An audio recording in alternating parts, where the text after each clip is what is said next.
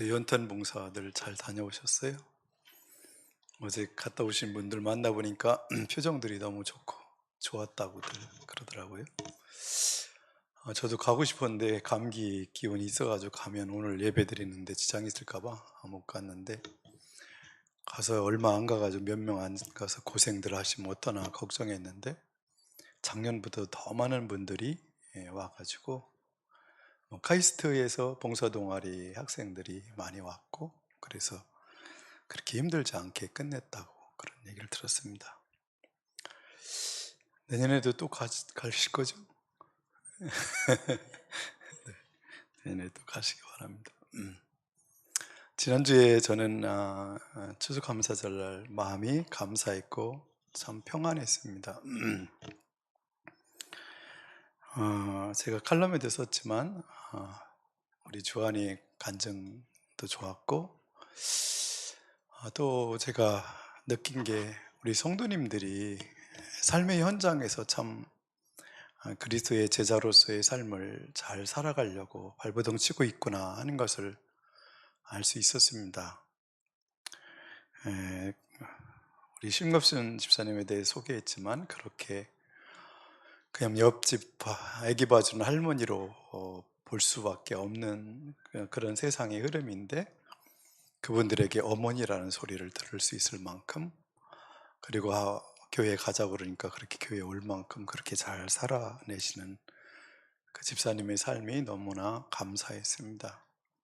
또 오신 분들이 어떤 분은 보라를 알더라고요. 저를 알고. 그래서 계속해서 전도는 전혀 안 하는 줄 알았더니 나가서 교회 얘기도 하고 목사 얘기도 하고 보라 얘기도 하고 그러시는구나. 그런 것 때문에 또 내가 잘못 생각하고 있네 이런 생각 때문에 또 좋았습니다. 감사하고요. 그리고 뭐 이렇게 초청잔치 한다 그러면 아무도 안 올 것 같은데, 그래서 지난번에도 10분이나 오셔가지고 너무 감사했고요. 그분들이 다 예수 믿고 하나님이 주시는 복을 다 누렸으면 좋겠습니다. 오늘 주제는 우리 아까 첫 찬양으로 드린 찬양 제목이 여러분 뭔지 아세요? 여호와 유월절이라고 하는 찬양인데요, 오늘은 이 유월절에 관련된 거예요. 이 찬양 드릴 때마다 이런 가사가 나오잖아요. 이곳을 덮으소서. 이게 무슨 말 같아요? 이곳을 덮으소서. 뭐를 덮으라는 거죠? 근데 여러분 어떤 걸 상상하면서 이 찬양을 부르는지 모르겠어요. 이곳을 덮으소서 그러잖아요, 그죠? 이곳을 지나서는 또 뭐예요? 덮으라는 건 뭐고, 이곳을 비추라는 건 뭐고, 이곳을 지나서선 뭘까? 늘 찬양 부를 때마다 여러분 생각하면 부르죠. 이게 무슨 얘기지? 뭐 이미 다들 감을 잡으셨겠죠. 이곳을 만지소서는 또 뭘까 하는 것이죠. 제가 생각할 때는 이것은 유월절 사건에 대한 이야기죠. 그죠? 이곳을 덮으라는 것은 보혈의 피로 덮어주고 예수 하나님의 손으로 이렇게 덮어서 해하는 자들로 하여금, 목숨을 빼앗는 자들로 하여금 우리를 생명을 지켜달라는 얘기고, 지나소서라는 말은 이런 의미겠죠. 우리를 심판하지 말고 지나소서, 이런 의미일 것입니다. 그래서 가사를 참 잘 썼다는 생각도 들기도 하고요. 오늘은 그 얘기입니다. 오늘 이 6월절에 관련된 얘기입니다. 믿음으로 모세는 해서 네 번째 시리즈로 오늘 모세의 믿음은 무엇이었을까? 모세의 믿음에 대해서 말씀하시는데 오늘 이 믿음에 대해서 말씀하시죠. 오늘 뭐라고 하세요? 믿음으로 모세는 유월절과 피 뿌리는 의식을 행하여서 모든 맏아들 및 맏배를 멸하는 이가 그들을 건드리지 않게 하였습니다. 뭐가 믿음이래요? 피 뿌리는 의식을 행한 것이 믿음이래요. 피 뿌리는 의식을 행한 것이 믿음이라는 거예요. 오늘 이것을 출애굽기를 가서 봐야 되겠죠. 그래서 출애굽기로 가겠습니다. 출애굽기 12장으로 가겠습니다.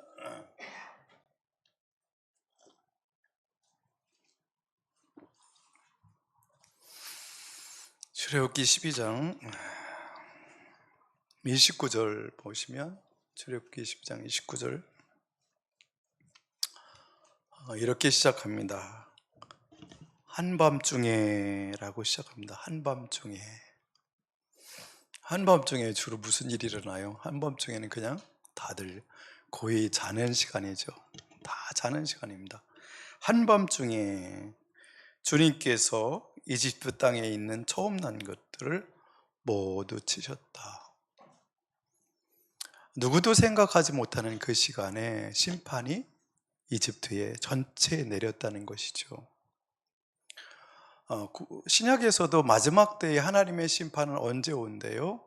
모든 사람이 잠자고 있는 시간에, 한밤중에라고 여기 표현한 것 같은 그 시간에 심판이 임한대요. 아무도 심판이 올 것이라고 믿지 않고 있었는 그때의 그 시간에 하나님의 심판이 이집트 땅에 임했습니다. 그래서 예수님께서도 마지막 때에 노아의 홍수 때처럼 너희들은 어때요? 시집가고 장가고 먹고 마시고 하고 싶은 일을 다 하고 있는 그때에 심판이 올 것이다, 이렇게 말씀하고 계십니다. 근데 그날도, 6월절 있었던 그날도 한밤중에 갑자기 주님께서 이집트 땅에 있는 처음 난 것들을 모두 치셨다 그랬어요. 여기서 치셨다는 얘기는 무슨 말이죠? 죽이셨다는 얘기예요. 이집트 땅에서 처음 난 것들을 모두 죽이셨다. 임금의 자리에 앉은 바로의 마다들을 비롯하여 감옥에 앉아있는 포로의 마다들과 짐승의 맏배까지 모두 죽였다, 치셨다. 누구를 죽였어요? 바로 왕의 마다들을 죽였어요. 그리고 어떻게 해요? 다음에 있는 표현은 다른 것들을 다 포함하는 말이라고 표현이 돼요. 감옥에 있는 포로의 마다들. 포로는 이집트의 아들이 아니죠, 그죠? 이방 땅에서 포로로 잡혀온 사람이기 때문에 이집트에 속한 사람들은 아니지만 바로의 통치하에 있는 그 사람, 포로로 잡혀왔기 때문에 그 사람의 아들까지도 죽였다. 마다들은 다 죽였다 그래요. 맏배도 다 죽였다는 거예요. 무슨 얘기를 하려고 하는 것이죠? 그 땅에 살고 있는 모든 사람들의 맏아들, 첫 번째 태어난 사람들은 다 죽이셨다는 거죠. 맏아들이라는 표현은 그때 당시 문화로 보면 어떤 느낌이에요? 그때의 문화나 종교적인 것이나 이런 것으로 볼 때 맏아들은 뭐죠? 가장 귀중한 존재죠. 아버지의 것을 가장 많이 물려받은 탁월한 사람, 아버지를 가장 많이 닮은 사람, 아버지의 것을 상속받을 사람, 아버지의 일을 물려받아서 계속해서 해야 될 사람, 이 사람들을 하나님이 다 죽이셨다는 거예요.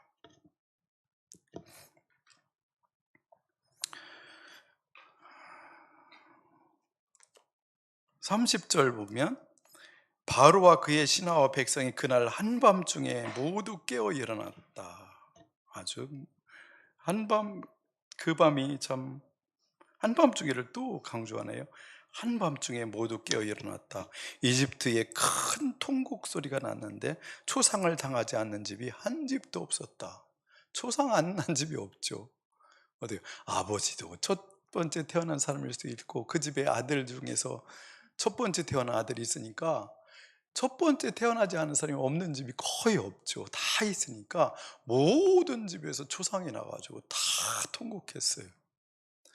가장 큰 슬픔이죠. 가장 귀중한 사람들이 죽은, 가장 귀중한 사람들을 잃은 그 밤은 가장 고통스러운 통곡이 울려 퍼지는 시간입니다.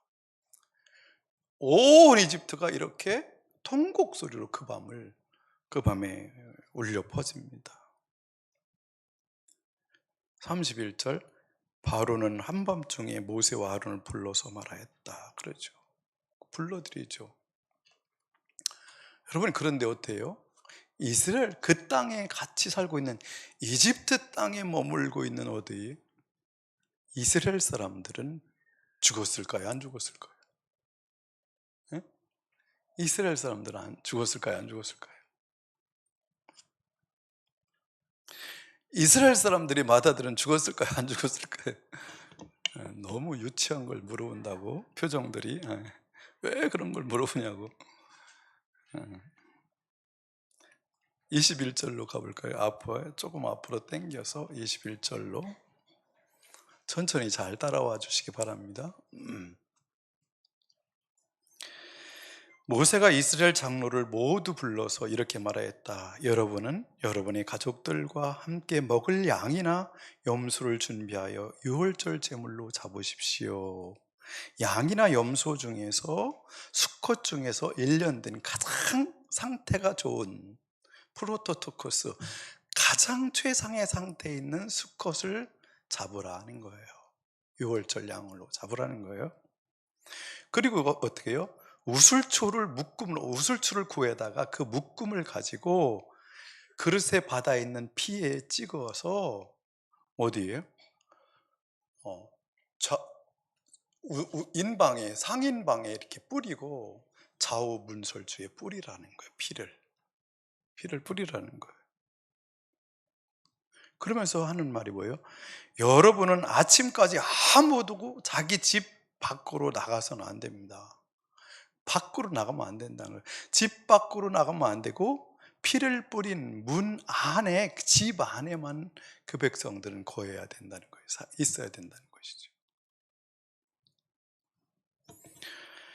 23절, 주님께서 이집트 사람들을 치려고 지나가시다가 상인방과 좌우 문설주에 바른 피를 보시고 그 문 앞을 그냥 지나가실 것이며, 그냥 이곳을 지나소서, 아까 찬양을 이곳을 지나소서 지나는 거죠. 그래서 이걸 뭐라고 그래요? 그냥 지나간다고 해서 패스오버죠. 패스오버, 6월이라는 것은 패스오버 한다, 그런 말이에요. 지나가실 것이며, 파귀자가, 여호와가 지나가시면서 동시에 누가요? 그 일을 시행하는, 그 마다들을 죽이는 파괴자들이 여러분의 집을 치러 들어가지 못하게 누가, 하나님께서 막으실 것이라는 거예요.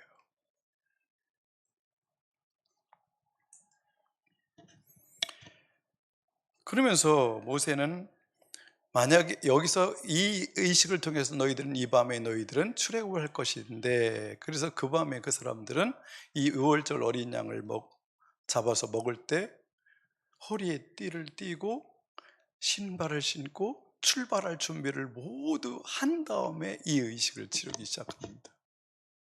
뭘 확신하는 거예요? 이 밤에 그들은 그 땅을 떠날 것이라는 확신 속에서 이 의식을 치릅니다. 그러면서 말씀하세요. 만약에 너희가 출애굽해서 가나안 땅에 들어가서 살 때에 네 후손들이 이 월절을 지킬 때 묻거든, 왜 이걸 왜 하는 거예요? 라고 묻거든. 27절 보면, 여러분은 그들에게 이것은 주님께 드리는 유월절 제사다. 주님께서 이집트 사람을 치실 때에 이집트에 있던 이스라엘 자손의 집만은 그냥 지나가셔서 우리의 집들을 구하여 주셨다고 이르십시오. 백성은 이 말을 듣고서 엎드려 주님께 경배를 드렸다. 그리고 나서 28절, 이스라엘 자손은 돌아가서 주님께서 모세와 아론에게 명하신 대로 하였다. 그래서 어때요? 그 백성들은 집에 들어가서 양을 잡습니다. 양을 한 마리 잡았는데 2명뿐이 없다 그러면 양을 다 못 먹으니까 옆집에도 2명 있는 집이, 3명 있는 집이 있으면 한 마리 다 먹을 만한 양, 사람들이 모여서 양을 잡아서 그날 먹으라는 거예요. 먹고 피를 바르고 남은 것은 남겨서는 안 되고 그날 밤에 다 태워 없애라는 거예요. 그렇게 예식을 치렀습니다. 그렇기 때문에 하나님이 그 약속을 하셨는데, 하나님이 이집트 땅을 쭉 지나가시면서 맏아들을 다 죽이셨는데 이스라엘 백성들은 죽었을까요? 안 죽었을까요? 유치해도 좀 대답을 해주면 어떨까요? 죽었을까요? 안 죽었을까요? 안 죽었어요. 안 죽었어요. 근데 그 안에 만약에 옆집 사람들이 이스라엘 사람들 하는 얘기를 듣고 또 자기네 집에다 양을 잡아서 이렇게 피를 뿌린 사람들은 죽었을까요? 안 죽었을까요? 안 죽었겠죠. 그죠? 피를 보고 넘어가니까. 그럼 이스라엘 백성 중에 피를 발랐는데 도둑질을 한 도둑놈이 있어요. 죽었을까요? 안 죽었을까요? 안 죽었어. 안 죽었어. 아주 내가 볼 때 너무 나쁜 놈인데 죽었을까요? 안 죽었을까요? 안 죽었어. 막 사기꾼인데 안 죽었어. 뭐 때문에 안 죽었어? 피 때문에 안 죽었어. 피 때문에. 이게 이제 기독교를 이해하는데 굉장히 어려운 부분이에요. 우리의 어떤 생각은 도덕적이고 윤리적이야 구원받을 거라고 생각하는데, 여기서 단적으로 보여주는 이 사건은 뭐예요? 오직 뭐를 때문에? 피 때문에요. 피 때문에.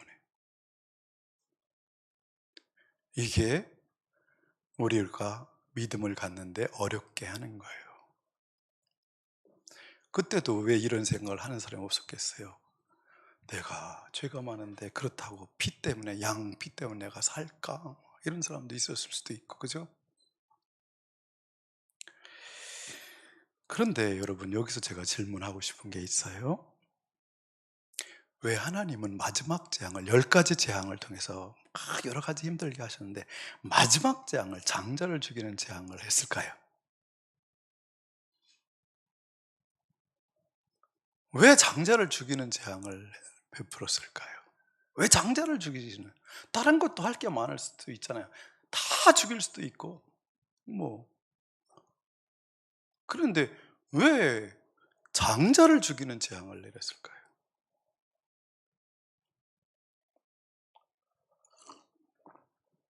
이 성경을 읽으면서 이런 질문들을 해야 재밌어집니다. 이 질문들을 잘하면 성경 읽기가 너무 재밌습니다. 근데 그런 질문하면 꼭 답이 있어요. 출애굽기 그 답이 있을까요? 없을까요? 있어요. 오늘 갑자기 어린이 버전으로 하는 것 같은 느낌이 자꾸 드네. 출애굽기 4장 22절 23절로 가보겠습니다. 출애굽기 4장 22절 23절.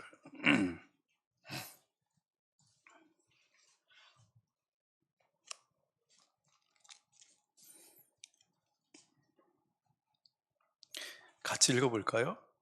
너는 바로에게 말하여라. 나 주가 이렇게 말한다. 이스라엘 나의 맏아들이다. 내가 너에게 나의 아들을 놓아 보내어 나를 예배하게 하라고 하였건만 너는 그를 놓아 보내지 않았다. 그러므로 내가 너의 맏아들을 죽게 하겠다. 우와, 여기 미리 6월절이 있기 전에 모세가 어떻게 해요? 그 백성 이집트에 있는 데까지 가기도 전에 미리 이것을 모세는 듣고 출발했어요. 어디로? 이집트로. 어디에서? 미디안 광야에서. 이걸 알고 출발했어요. 음. 뭐라 그래요? 하나님께서 맏아들을 치신 이유가, 하나님은 이스라엘을 뭘로 삼으셨대요? 나의 맏아들로 삼았다는 거예요. 어떤 의미죠? 하나님께서 이스라엘을 아주 귀중한 존재로 삼았다는 거예요. 하나님께서 이스라엘을 하나님의 상속자로 세웠다는 거죠. 하나님께서 이스라엘을 그 땅에서 하시려고 하는 하나님의 위대한 어떤 일을 이룰 사명자들로 세웠다는 거예요. 하나님께서 히브리 민족을 택하셔서 그렇게 맏아들로 세우셨다는 것이죠. 맏아들로 세우셨어요. 그런데 이제 하나님께서 바로한테 가서 말씀하시죠. 내 아들을 맏아들로 하여금 가서 나를 예배하게 하라. 내 맏아들은 나를 위해서 예배해야 되고 나를 위해서 섬길 자요, 나를 위해서 일할 자다. 이렇게 이제 모세를 통해서 말씀하시죠. 내보내라. 이스라엘 사람들은 네 아들이 아니고 내 아들이다. 내 맏아들이다. 내보내라. 근데 바로는 그 많은 노예, 막 장정만 60만이나 되는 그 일꾼들 60만이 그 거대한 제국에서 빠져나간다고 할지라도 이집트는 무너질 수밖에 없죠.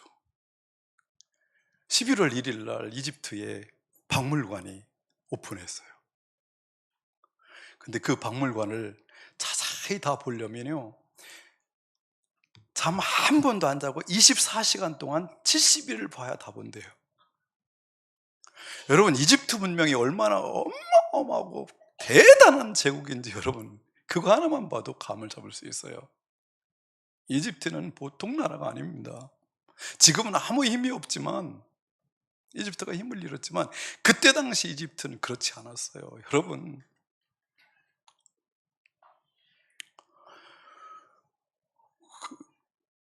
그 정도 어마어마한 나라인데, 그럼에도 불구하고 어때요? 이스라엘 사람들이, 노동자가 60만, 이 빠져나가고 100만이 넘는 150만, 200만이 되는 사람들이 갑자기 일꾼들이, 노예들이 샥 빠져나가면 이집트는 무너지죠. 갑자기 나가면. 그러니까 바로는 안 내보내죠. 9가지 재앙이 계속되는데도 불구하고 내보낼 수 없습니다. 못 보냅니다. 그래서 하나님께서 이걸 다 예상하시고 말씀하세요. 네가 내 맏아들을 안 보내면 내가 네 맏아들을 칠 것이다, 죽일 것이다, 이 말씀하시는 거예요. 여기서 맏아들이 둘이 등장하기도 하고 셋이 등장하기도 해요. 누구의 맏아들? 바로의 맏아들이 등장하고, 하나님의 맏아들인 이스라엘이 등장하고, 또 보이지 않는 맏아들이 등장해요. 하나님의 맏아들인 이스라엘을 구원하시기 위해서 하나님께서 누구예요? 수컷, 수양만 잡아야 돼요. 수양 잡아야 돼요. 피를 흘려야 돼요. 그 피를 발라야 돼요. 수양의 맏아들이 피를 흘려서 죽어야 돼요. 그죠? 그것은 곧 무엇을 의미하죠? 양은, 유월절 어린 양, 누구를 얘기하죠? 예수 그리스도. 그래서 바로는 이스라엘을 어떤 존재들로 이름을 부르면서 막 무시했어요? 저 히브리 노예들이라고 말했어요. 저 히브리 노예들, 우리 이집트인과는 수준이 다른 천박한 저들 히브리 노예들이라고 그렇게 말했었어요. 근데 하나님께서는 이스라엘 백성을 뭐라 그래요? 그래? 아니야. 이스라엘은 나에게 맏아들이야. 나의 맏아들이다. 이렇게 말씀하세요. 이 부분이 저는 가장 흥미로웠어요. 이번에 묵상하면서. 여러분, 사람이 존귀하게 되는 것은 내가 힘을 가질 때 존귀하게 된다고 사람들은 생각해서 계속해서 힘을 움켜쥐려고 그러죠. 막 돈의 힘, 권력의 힘, 관계의 힘, 막 힘을 움켜쥐려고 하는데, 그것보다 우선되는 게 있어요.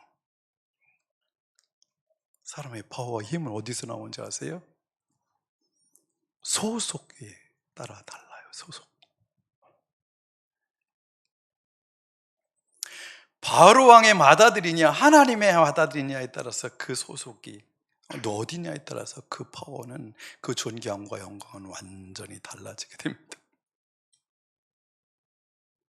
하나님께서는 이집트 사람들이 보기에는 아무것도 아닌 히브리 노예들이에요. 저 노예들, 근본 없는 것들, 강을 건너온 것들, 뿌리도 없는 것들, 이렇게 보셨는데, 하나님이 그런 히브리 노예들을 내가 내 백성으로 삼았다, 내 맏아들로 삼았다, 그래서 하나님의 소속으로 딱 받아주셔서 이것으로 게임이 끝나요.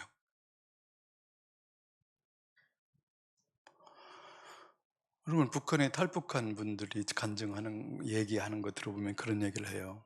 중국에서 탈북해서 막 중국어를 열심히 하고 막, 그래도 중국 사람들이 너 어디서 왔어? 물어보면 북한에서 왔다고 그러면 아주 막 짓밟고 무시를 한대요. 근데 이제 중국말이 많이 늘은 다음에 너 어디서 왔어? 그러면 나 남한에서 왔어, 한국에서 왔어, 그러면 막 갑자기 이렇게 대접한대요. 여러분, 소속이 어디냐가 중요해요. 소속이 어디냐가 중요합니다.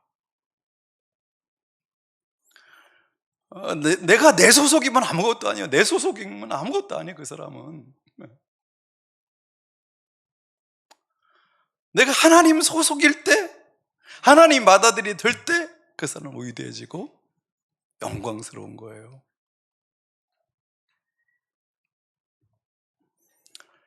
하나님께서는 히브리 노예들을 하나님의 맏아들로 삼으시기 위해서 어떤 일을 하세요? 여기는 감춰진 것들인데 우리는 알고 있는 그것, 하나님의 장자이신 예수 그리스도를 대신 십자가에 죽이셔서 그 백성들을 맏아들로 삼으세요. 이 엄청난 일을 하시는 거예요. 모세가 가진 믿음이라는 게 히브리서 11장 28절에서 한 줄로 얘기하는 그 믿음, 피를 뿌렸다는 게 그의 믿음이 뭐여 도대체 했는데 결국은 어떤 믿음이에요? 이 믿음이에요. 당신의 외아들, 독생자 외아들의 장자를 죽이셔서 그 히브리 노예들을 하나님의 장자로, 하나님의 형상과 모양을 닮은 하나님의 장자로 세우시기 위한 하나님의 일하심, 피 뿌리심, 이것을 모세는 믿었다 이 말이에요. 이게 모세의 믿음이에요. 여러분 이 믿음을, 모세의 믿음을 가지고 계신가요? 나는 너보다 착하잖아. 아직도 이런 얘기하고 계신가요? 혹시? 나는 아직도 너보다는 의롭잖아. 뭐 아직도 이런 얘기하고 계시나요?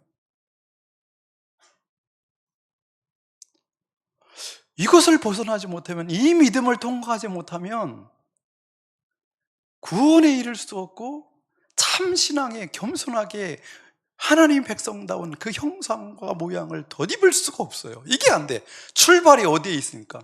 뭐에 있으니까? 늘 근원을 어디에 두니까? 나한테 두는 사람은 변화가 일어날 수가 없어요. 안 변해요. 근데 나는 히브리 노예 같은 존재입니다. 저는 히브리 노예 같은 존재입니다. 주님의 은혜로, 주님의 하나님의 외아들 독생자를 죽이셔서, 맏아들을 죽이셔서 나를 맏아들로 삼으셔서 감사합니다. 내가 이렇게 존귀한 자가 되었습니다라는 이것으로 생각이 바뀌지 않는 그 사람은 변할 수 없어요. 예수님을 닮아갈 수 없고 하나님을 닮아갈 수 없어요. 늘 자기 의에 갇혀서 한 걸음도 나가지 못한 유아적인 수준에서 벗어날 수 없습니다. 모세의 믿음은 어떤 믿음이요? 피를 뿌리는 믿음이에요. 피의 의미를 아는 믿음. 나를 살리기 위해서 장자의 피를 흘리신 하나님의 그 사랑을 아는 믿음이에요.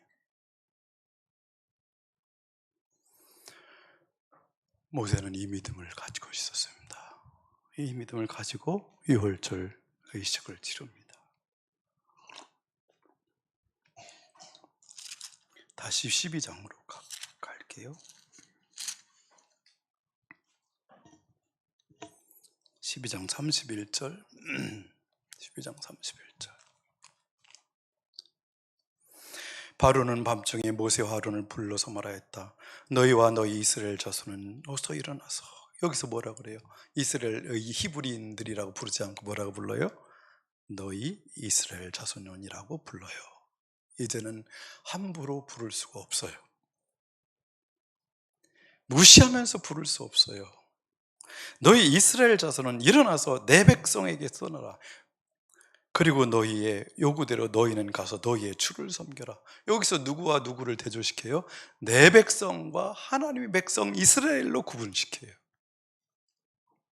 전에는 그냥 내 백성이, 바로에게 내 백성이 있고 내가 맘대로 내 백성을 위해서 부릴 만한 노예들이 있었는데 이제는 그렇게 부를 수가 없어요. 이스라엘을 뭐라고 불러요? 이스라엘로 불러요. 너희의 주를 섬겨라. 너희의 주에 소속된 자들이라고 불러요. 그럴 수밖에 없죠. 이제는 무너졌어요.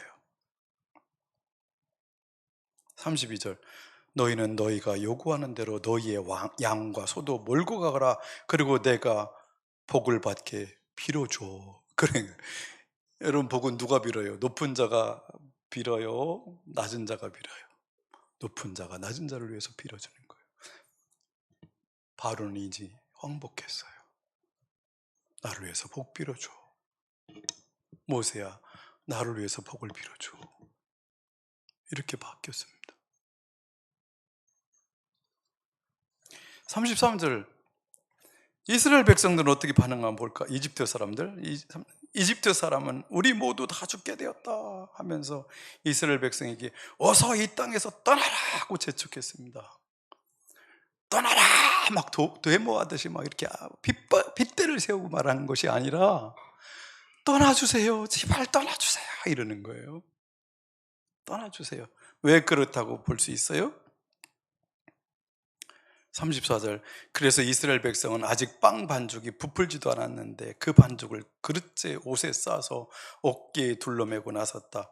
이스라엘 자손은 모세의 말대로 이집트 사람에게 은부치와 금부치와 의복을 요구하였다. 뭐예요? 우리 나가라고? 그럼 그냥 갈 수 없잖아. 지금까지 너희들을 위해서 우리가 일했는데 돈 내놔. 그런 거예요. 돈 내놔. 너희들의 가장 귀중한 은이 있으면 내놔. 금이 있으면 다 내놔. 다 내놔. 여러분, 줄 것 같아요? 안 줄 거예요? 지금같이 노예로 살았던 사람들에게 줄 것 같아요? 안 줄 것 같아요? 안 줄 것 같은데 여기서는 다 줬다고 그랬어요. 어떻게? 36절, 주님께서는 이스라엘 백성이 이집트 사람에게 환심을 사도록 하셨으므로, 두렵게 하셨으므로가 맞을 수 있죠. 그죠? 이집트 사람들은 이스라엘 자손의 요구대로 다 내어주었다. 이렇게 하여서 그들은 이집트 사람들에게서 물건을 빼앗아 가지고 떠나갔다. 어떤 느낌이요? 물건을 빼앗아 갖고 나갔다. 전쟁을 의미하죠. 전쟁. 그 밤에 전쟁이 일어나는 거예요. 전쟁이. 여호와의 전쟁이 일어나는 거예요.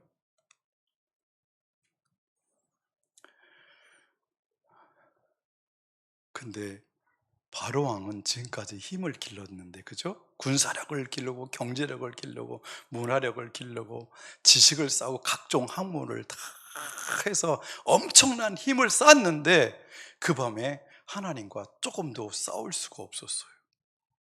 속수무책이에요. 어떻게 싸우죠? 하나님과 대항해서 싸울 수 있는 방법이 없어요. 창을 들고 싸울 수도 없고 칼을 들고 싸울 수도 없고 마병을 동원해서 기병을 동원, 아무 의미가 없어요. 지금까지 가지고 있던 힘으로는 하나님과 싸움이 안 돼. 이게 이제 늘 우리들이 생각해야 될 거예요. 하나님 앞에 섰을 때 내가 가지고 있는 파워가 어떤 파워가 있을까? 아무것도 하나님 앞에 파워가 될 수 있는 게 없어요. 세상에서 파워가 있는 것이 하나님 앞에 파워가 될 만한 게 하나도 없어요. 싸울 수가 없어요. 지금까지 고집을 피우고 고집을 피우고 또 고집을 피우고 이스라엘 백성들을 학대하고 그런 방법으로 해봤는데 마지막에 하나님께서 파귀자들, 죽음의 사자를 보내서 싹 죽여가는데 어떻게 방법이 없어요. 손을 쓸 수가 없어요. 이게 심판이에요. 이게 심판이에요.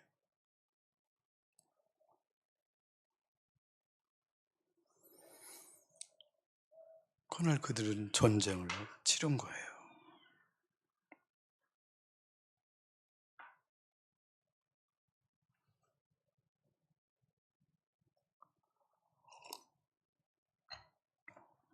40절로 가볼까요? 이제 마치도록 하겠습니다. 40절. 이스라엘 자손이 이집트에서 산 기간은 430년이었다. 이걸 왜 기록할까요? 마침내 430년이 끝나는 바로 그날. 왜 이걸 기록할까요? 주님의 모든 군대가 이집트 땅에서 나왔다. 창세기 15장에 아브라함과 하신 약속이 있어요. 그들에게는 아직 아브라함이 아들도 낳지 않았을 그때 하나님께서 아브라함과 한 약속이 있어요. 너희들은 이집트 땅에 가서 400년 동안 종살이 할 것이다. 400년이 끝나면 거기서 그들이 준 보물들을 다 갖고 이 땅으로 다시 돌아올 것이라는 예언을 아브라함에게 약속을 하신 것이 있는데 그 얘기를 여기서 하고 있는 거예요. 430년이 끝나는 그날 그들은 그 땅에서 나왔다는 거예요. 42절은 같이 읽으면 좋겠어요. 흥미진진합니다. 그날 밤에 주님께서 그들을 이집트 땅에서 이끌어내시려고 밤을 새우면서 지켜주셨으므로 그 밤은 주님의 밤이 되었고 이스라엘 자손이 대대로 밤새워 지켜야 하는 밤이 되었다. 그렇게 표현해요. 41절도 같이 읽어볼까요? 마침내 430년이 끝나는 바로 그날 주님의 모든 군대가 이집트 땅에서 나왔다. 뭐라 그래요? 이스라엘을 하나님의 맏아들이라고 표현하는 게 아니라 뭐라고 표현해요? 뭐라고 표현해요? 주님의 모든 군대라고 표현해요. 그들은 싸운 게 하나도 없어요. 양 잡아서 피 바른 것뿐이 없어요. 그 밤에 싸운 것은 그냥 주의 천사들과 하나님이 싸우셨어요. 근데 뭐요? 이스라엘 백성이 진이 싸운 것처럼 주님의 군대가라고 표현해요. 이런 관점을 여러분 같이 가지고 성경을 보자는 구약을 이해하기가 어려워요. 그냥 읽어서 되는 게 아니에요. 하나님, 신학이 있어요. 신학이. 그래서 그 밤은 어떤 밤이요? 전쟁, 하나님께서 여호와의 전쟁이 이루어진 밤이고 그 밤을 통해서 이스라엘 백성은 주의 군대가 되어서 승전가를 부르면서 뭘 가지고 와요?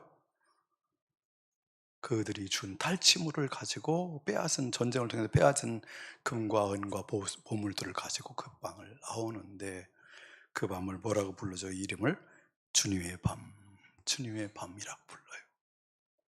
너무 재밌지 않아요?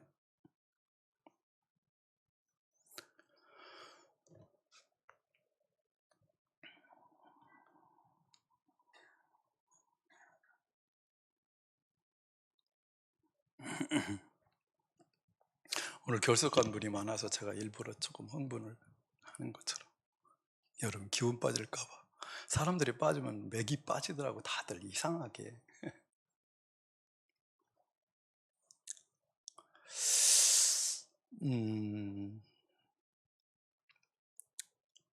우리도 요즘 이제 성도님들의 삶에 대한 이야기, 저런 얘기, 이런 얘기 들어보면 힘들게 사시더라고요.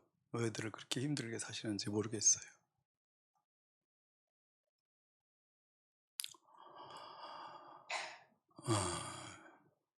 마치 바로왕의 노예가 되어 살아가는 것처럼 그렇게 힘들게들 사시더라고요.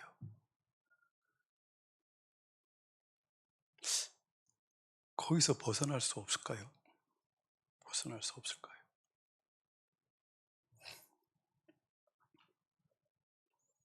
하나님께서 우리를 그 상태에서 해방시키시고 하나님의 맏아들들답게 그냥 멋지게 살 수 있도록 하나님께서 우리에게 역사하지 않으실까요?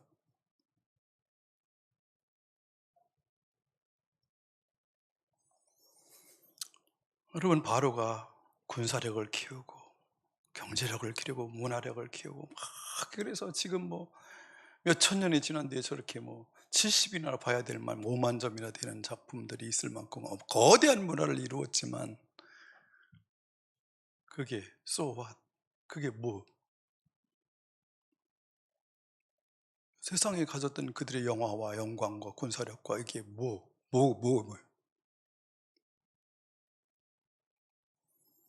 근데 방향을 계속 이 시대 하나님의 사람들 그 방향으로서 방향을 잡고 가기 때문에 힘든 거예요. 주님을 의지하시고 주님의 소속된 자로서 주님과의 관계 속에서 자유를 누리고 해방을 받고 하나님께서 주신 그 힘으로 나는 여호와의 군대도 아닌데 그분이 싸우시는 싸움 속에서 자유함을 얻고 해방받고 살아야 돼요. 오직 예수 이름의 권세로 살고 예수님을 의지하고 하나님을 의지하고 살아야 돼요.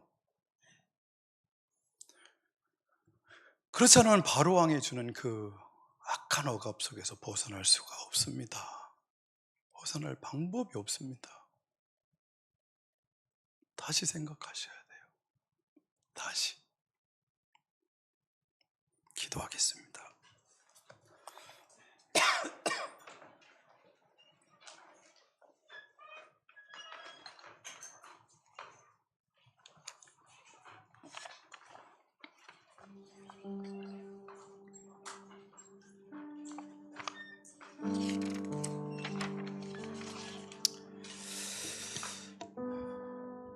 이브리 노예처럼 그런 우리들을 마다들로 세워주시는 데 감사를 드리는 기도를 드리겠습니다.